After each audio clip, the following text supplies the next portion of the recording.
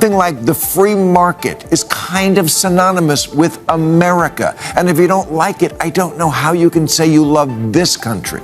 You know who loves this country? You know who's not constantly complaining about what happened 200 years ago and who's not obsessed with seeing America through shit-colored glasses and shaking off the stench of what irredeemable privileged we are? Immigrants. AOC says so many people in this country hate women. Oh, geez. Even the guy at the party who pulls out a guitar is like, way to ruin the fun. Bill Maher is once again taking aim at the fringe left for criticizing America while glorifying nations with far worse records. Lately, we've seen countless voices, mostly from the liberal side, condemn the US for even its smallest shortcomings. While some of their critiques may hold truth, Maher argues that many are wildly overstated. Determined to set the record straight, he delivered a strong response. Buckle up, this one's going to be intense. Just give the impression that to them, America's just a big ugh. The red, white, and ew. A country that started out bad and will always be bad, founded on an unrelenting history of sucking and unable to change. But we have changed a lot. Democrat Cori Bush tweeted, "This land is stolen land and black people still aren't free." And this was on the 4th of July. Really? Not that I give a shit about the 4th of July. I've never been a rah-rah guy. But I am a perspective guy. And that's what too much of the left has lost, perspective. Honestly, it saddens me at times to see how some on the left seem unable to find anything good in this country. It often feels like they're constantly searching for something to condemn, some perceived injustice or historical sin to hold over America's head forever. They claim we live on stolen land, but let's be honest, nearly every nation on Earth was shaped by conquest or conflict, including many of the countries they so readily praise. They insist that black Americans aren't truly free, yet this is the same nation that elected a black president not so long ago. Our progress may be imperfect, but it's undeniable. That's why Maher's point resonates. America isn't flawless, but it's far from the villain it's made out to be. Instead of relentlessly tearing it down, perhaps it's time to recognize that, despite its scars, this nation remains one of the greatest testaments to progress and freedom the world has ever seen.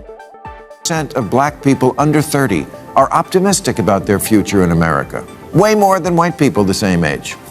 And as far as the land goes, yes, I guess we could change the name of Captain America to Captain Stolen Land.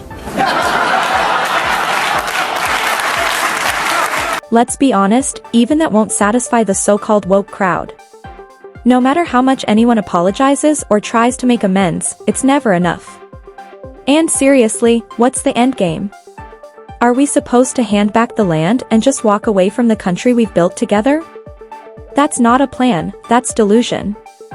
This is exactly why so many people are turning away from the far-left fringe. Their demands keep growing more extreme, more detached from reality, and more impossible to fulfill. You can't build a better society by endlessly punishing the present for the sins of the past. That mindset doesn't unite people, it divides them. It's not progress, it's self-sabotage. At some point, we need to stop trying to appease those who refuse to be pleased and start focusing on what truly moves America forward. The people who start every public event now with one of those land acknowledgements where they say, "I'm standing on land that was stolen from the proud indigenous people of the Chumash tribe," I say either give it back or shut.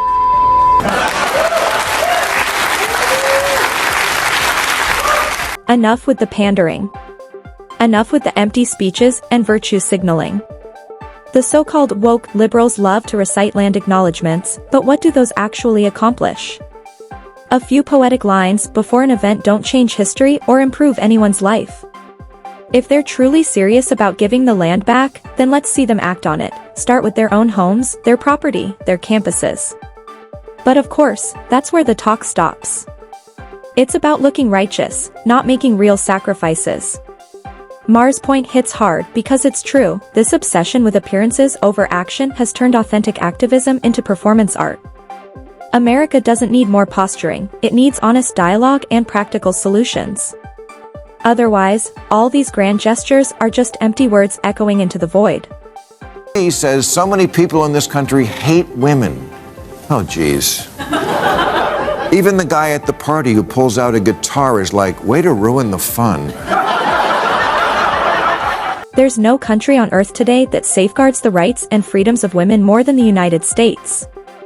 From equal access to education and employment to the freedom to speak, vote, and lead across every field, American women enjoy opportunities that millions around the world can only dream of.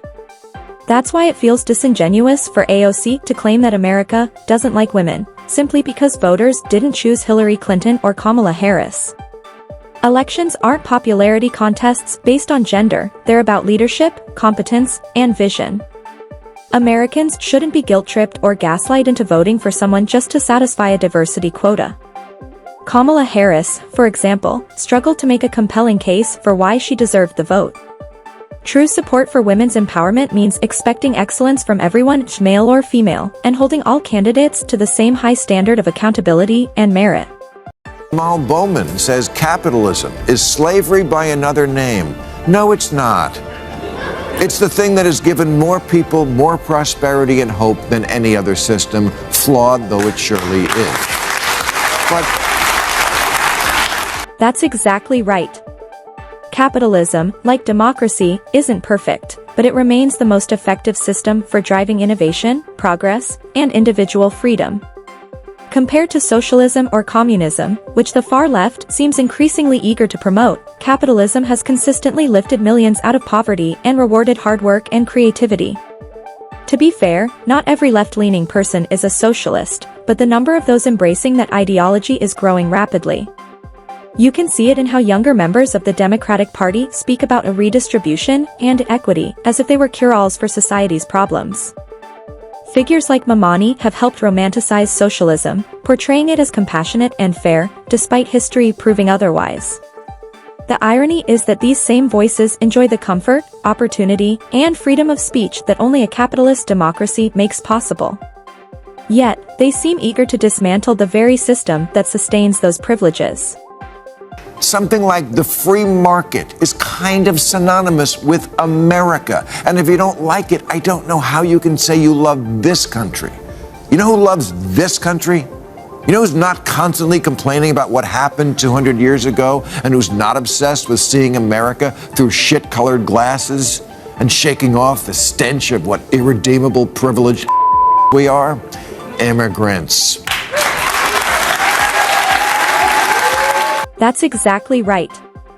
If America were truly the awful place some claim it is, why are people from all over the world risking everything just to come here?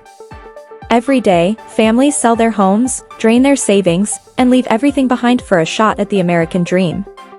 Many spend the equivalent of millions in their local currency just for the chance to set foot on U.S. soil. Why? Because despite its flaws, America still stands for hope, freedom, opportunity, and the promise of a better life.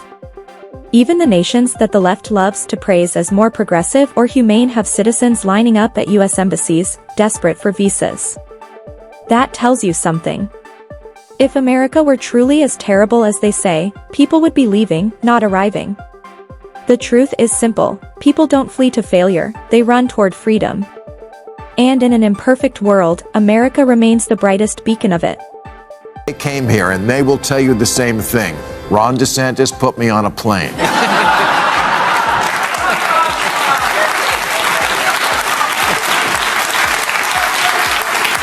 But they will also tell you that America, for all that's so shitty about it right now, is still the last best hope. And those people asking for our votes to take it over should remember. Honestly, the Democrats' constant America bashing isn't doing them any favors. You can't win voters by convincing them their country is beyond saving. If they truly want the people's trust and their votes, they need to start recognizing what's good about this nation and celebrating it. America isn't perfect, but it remains a land of opportunity, freedom, and resilience. The GOP understands that message well.